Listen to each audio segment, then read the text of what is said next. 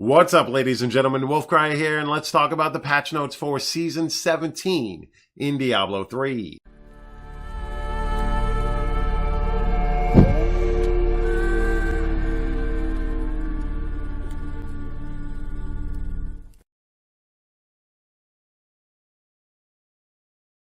Alright, so they released the patch notes for Diablo 3's upcoming Season 17 with patch 2.6.5. There will be a PTR that goes live on April 5th, and it looks like the upcoming theme is going to be the Season of Nightmares, allowing you to have a free Legacy of Nightmares set, which means that while you have this buff active, your damage is increased by 750% and damage taken is reduced by 4% for every ancient item or primal ancient that you have equipped while having no set bonuses active. Now, this is something that a lot of us in the community were hoping to get someday out of a seasonal theme, and here it is. The pretty much no set season, and that's going to be pretty awesome. I'm actually looking forward to it. I do have a little bit of reservations with this theme just because there's some really powerful LON builds out there right now, and now you're giving them 2 free ring slots, which is going to be a little bit crazy.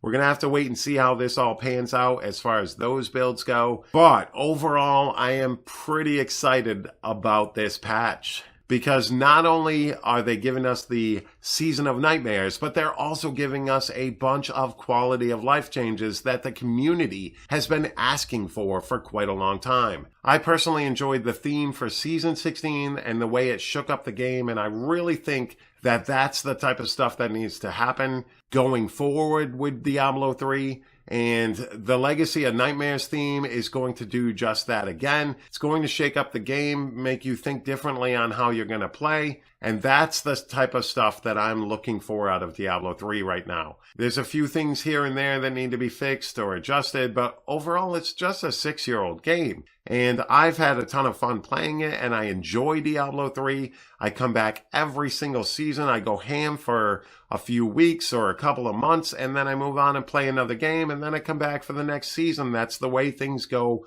for me personally when it comes to Diablo 3. And overall, I still find it fun, I still find it enjoyable, and I still think it's a pretty awesome game. And this is the type of stuff that I want. I want the Season 16 Ring of Royal Grandeur buff. I want the Legacy of Nightmares buff. I want things that make people change up the meta and change up the way they're playing the game. And going forward, I hope we get more of that, and I hope that we get more of these type of things, because in addition to the seasonal theme, they are also giving us a lot of quality of life changes with this patch. For PC players, you are getting 5 additional stash tabs. For console players, you get 140 additional stash spaces. And not only that, but they are adding a search function to the stash in Diablo 3. God, that is amazing. I've been wondering if that was a possibility for this game ever since I started playing some Path of Exile as well. And Path of Exile, it's so easy. You type it in and you find it. And with Diablo 3, I'm a pack rat and I'm horrible at organizing my stash, and now this search function will make life that much easier when it comes to finding that piece of gear that I'm looking for that's in my stash. And that's something that I've been asking for quite some time, and this patch brings it. Not only that, but it also adds a Torment 14, 15, and 16. I know there are some people on the fence when it comes to adding Torment levels and just bumping up the end game, if you will, of the game. But overall, I think this is a very good thing. Not only do you get the increased experience while you're farming keys, but you get those increased drop rates, and that's going to allow you to farm up gear better or faster. It's also going to at least add a little bit of challenge to doing high-end Torment key farming. Because right now, let's face it, for the majority of players, especially those players that have been playing for quite some time now, T13 is a joke that we throw on our fastest gear possible, get through it really quick, and get the keys. Now maybe we can do that in a group and actually add a little bit of challenge and have to change things up when it comes to our speed farming setups, because now you're going to have to worry about that additional damage that monsters are going to do.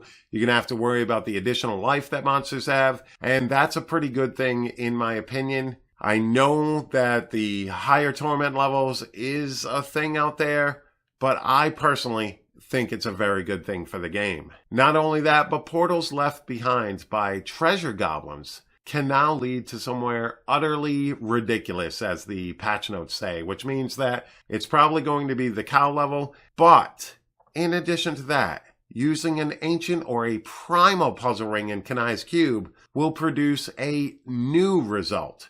Now, that hasn't been revealed as to what it is yet, but there is a new recipe for Kanai's Cube now, new hidden recipe for ancient or primal puzzle rings, and that'll be awesome to see. I have no clue. I have no clue what that is, but I can't wait to find out when this PTR goes live on April 5th. They've also added a permanent marker on the map for when a Nephilim Rift dies so that everybody knows where to go get their keys and stuff. Nobody has to ping. You don't have to ask your clanmates, oh, where did you kill the Rift Guardian so I can go get my stuff? Now it's going to actually add a permanent marker to the map, and that's pretty awesome. That's something that people have been asking for. They've reworked some of the screens as far as the PC goes. The boss notification screen, Greater Rift notification, and the Greater Rift completion screen have all received a rework. One of the best things out there is Sage's set will now double the amount of death breaths that you get. Instead of just adding +1, now you get double what you would normally get, which is pretty awesome, because I'm thinking in Torment 16, you have the possibility for 4 DBs to drop. At least that's what I would think, if the math holds true going forward, which would mean that wearing Sages would give you 8 DBs when you kill an elite pack, and that's pretty awesome actually. You're actually going to be worried about the other materials instead of DBs probably, though. DBs will also drop from Herodric caches from now on, which is pretty awesome. And we've all wanted DBs out of those caches when we're doing bounties, so that's a good thing. Not only that, but when you're doing bounties, they did speed up bounty farming, because now that arrow that shows you where to go will show up much, much earlier, probably as soon as you enter the map, which is pretty awesome because, let's face it, everybody's gone halfway across the map before that arrow showed up and told us it was on the other side of the map. And this is going to save quite a bit of time when it comes to doing your bounties. So that's pretty cool. And they've also added a new potion, Bottomless Potion of the Unfettered, where you become immune to control impairing effects for 5 to 7 seconds after drinking the potion. And that's pretty awesome for those builds that pretty much die the second you get feared or frozen, because you have no control over your ability to provide yourself with damage mitigation or damage to kill whatever's around you. So that's pretty cool. It's going to be cool to see how that fits into builds, because overall I think that's a pretty awesome potion. Very powerful when it comes to a lot of builds out there. They've also buffed up a lot of legendary items. Akan's Leniency. Each enemy hit by your Blessed Shield increases the damage of your Blessed Shield by 75 to 100% instead of that previous 15 to 20% for 3 seconds. Bloodtide Blade, Death Nova, deals 300 to 400% increased damage for every enemy within 25 yards, and that used to be 80 to 100%. Chantoto's Will buffs up that wave of destruction that comes from your Archon every second, and attack speed increases the frequency at which your wave of destruction comes out. So that's pretty cool. That'll be cool to see how that works out for Archon builds. Dagger of Darts, your poison darts and your fetish's poison darts now pierce and deal an additional 400 to 500% damage. That's pretty beast. Iron Rose, attacking with Siphon Blood, has 100% chance now to cast Blood Nova instead of 40 to 50%. And Jaking Board, Blessed Shield, ricochets to 6 additional enemies and has its damage increased by 300 to 400%. Instead of that initial 225 to 300, so it looks like Blessed Shield got a pretty decent boost with this patch, especially with that Legacy of Nightmares set bonus going out there. I mean, this could be a pretty awesome build. So far, I like what's happening with patch 2.6.5,